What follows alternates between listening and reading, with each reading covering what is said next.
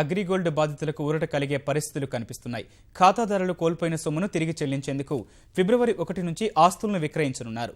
కేంద్ర ప్రభుత్వ రంగ సంస్థ ఎంఎస్టీసీతో పాటు ఈ procurement technologies private limited, Sriram auto సంస్థలు వేలం చేపట్టనున్నాయి. 3 సంస్థల అర్హతను జస్టిస్ సూర్యారావు కమిటీ నిర్ధారించింది. ఒక్కో సంస్థకు 2 ఆస్తుల అమ్మకం బాధ్యతను అప్పగించింది.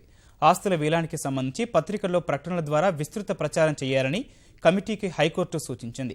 అదే సమయంలో కేసు విషయంలో మీడియాతో అనవసరంగా మాట్లాడవద్దని పిటిషనర్లకు ఉన్నత న్యాయస్థానం స్పష్టం చేసింది.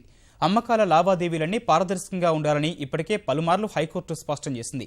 ప్రతి సేల్ డీడ్ను జ్యుడిషియల్ రిజిస్ట్రార్కు సమర్పించాలన్న హైకోర్టు తదుపరి విచారణను ఫిబ్రవరి 8కి వాయిదా వేసింది.